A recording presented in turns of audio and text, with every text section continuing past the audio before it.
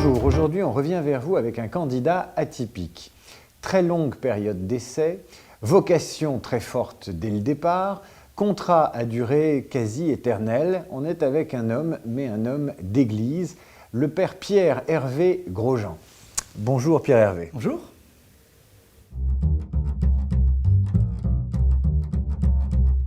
J'ai eu 2 entretiens de recrutement différents parce que je m'interrogeais sur 2 lieux différents où je pouvais rentrer pour être prêtre. Ça s'est passé de façon très différente.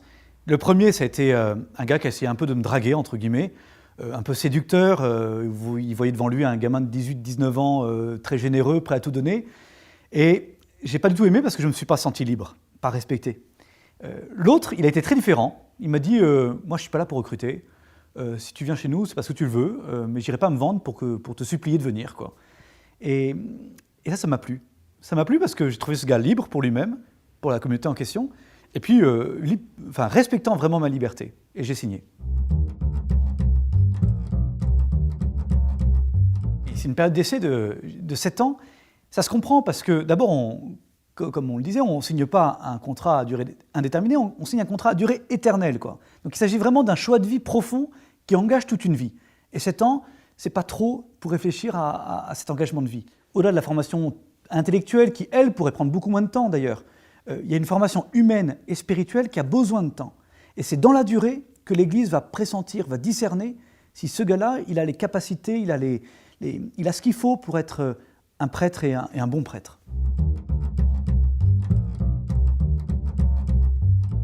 La première, peut-être, c'est l'importance de la durée. L'Église, vous savez, elle construit dans la durée. Elle a 2000 ans derrière elle, elle a l'éternité devant elle, et du coup, elle a appris que rien de grand ne se fait sans prendre le temps. Voilà. Et ça, dans une vision court-termiste qui, à mon avis, fait des ravages, on peut retrouver ce sens-là, d'un investissement dans la durée. L'entreprise peut aussi apprendre la notion de personne, le respect de la personne, et peut-être même du regard posé sur la personne, y compris dans ses fragilités. L'entreprise pourrait apprendre le pardon, ou pourrait en tout cas réfléchir à la place du pardon. Peut-être aussi que, dernière chose comme ça qui me vient à l'esprit, l'entreprise pourrait peut-être aussi réfléchir à la place de la gratuité. C'est Benoît XVI qui a dit dans son dernière encyclique là, sur la crise économique qu'il faudrait retrouver cette notion de gratuité, une place pour la notion de gratuité dans l'économie privée.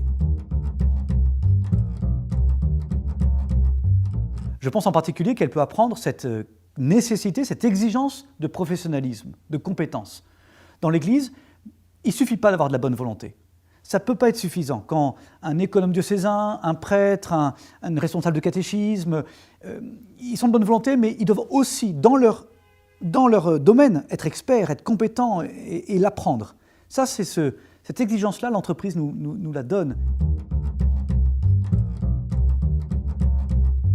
Quand on a un message comme le nôtre, qui est extraordinaire, qui peut donner du bonheur aux gens, qui donne un sens à la vie des gens, ce serait un gros péché, vraiment, d'abîmer ce message-là par notre incompétence, par notre paresse ou par notre amateurisme. Non, au contraire, vu le message qu'on a, on se doit d'être les meilleurs là-dessus, d'être experts, d'avoir appris à transmettre ce message. Beaucoup de catholiques ont aujourd'hui ce souci de la cohérence. Ils ne sont pas cathos que le dimanche à la messe, et ensuite des vrais salauds dans leur entreprise. Et du coup, effectivement, ils nous posent des questions, ils nous aident, et moi, c'est tout mon travail, en particulier de réfléchir sur l'éthique de l'économie, dire comment ma foi chrétienne peut éclairer ma pratique. Voilà. Ce n'est pas un monde de bisounours dans lequel le chrétien va vivre, il n'a pas un regard de bisounours sur le monde de l'entreprise. S'il doit licencier, il va falloir qu'il licencie.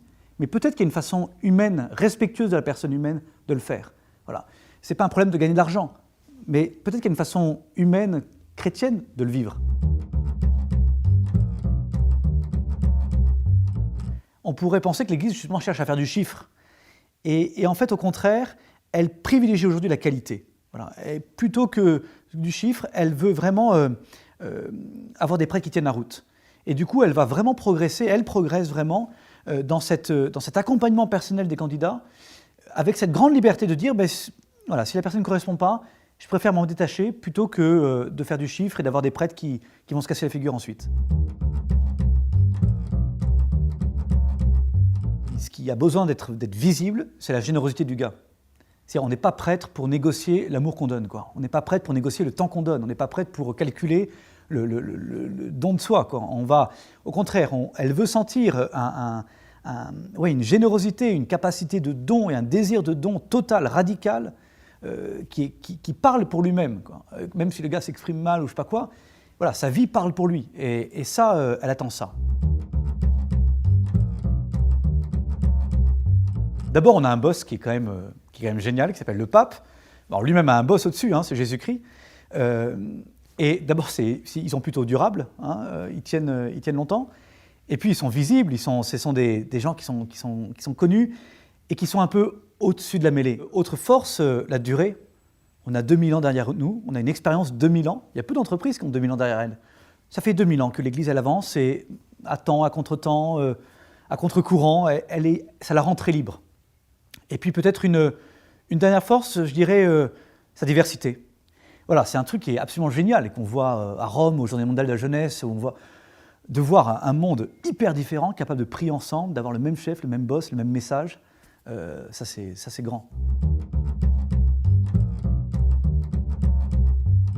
On est encore trop complexé. Voilà. Et pourtant, comme on est maintenant en France une petite minorité, ça devrait nous rendre hyper libres, hyper décomplexés, pour annoncer sur la place publique, quoi, dans la vie publique, le message qu'on a apporté, et avoir cette visibilité, assumer cette visibilité que je crois le monde attend. Voilà. Donc ça, on peut toujours mieux progresser dans la façon de communiquer. Pas sur le contenu, il est génial, on ne le change pas depuis 2000 ans, mais le mode, voilà. Parler au monde avec le langage du monde. En parité, on est nul, au contraire, on est les précurseurs. Il suffit de voir la gueule qu'ont fait les gens en écoutant le Christ. C'est la première fois que quelqu'un disait que l'homme était l'égal de la femme égale de l'homme. Cette dignité égale de l'homme et de la femme, c'est les chrétiens, c'est le christianisme qui l'a mis dans le monde. C'est-à-dire que égal ne veut pas dire semblable. Et justement, dans l'Église, on n'est pas dans l'imitation servile. La femme est bien trop précieuse pour être juste l'imitation de l'homme, quoi. Le but, c'est de trouver la place de chacun, la vraie place de chacun, en tant qu'homme, en tant que femme, dans sa spécificité d'homme, dans sa spécificité de femme. Pourquoi avoir ouvert un blog? Pour parler avec le monde. Pourquoi être sur Twitter? Pour être dispo et pour connaître ce qui se passe dans le monde. Facebook? Facebook, c'est la porte de presbytère auquel les jeunes viennent sonner aujourd'hui. Plutôt iPhone ou plutôt BlackBerry? iPhone. Plutôt Mac ou plutôt PC? Mac, c'est un péché le PC, même s'il a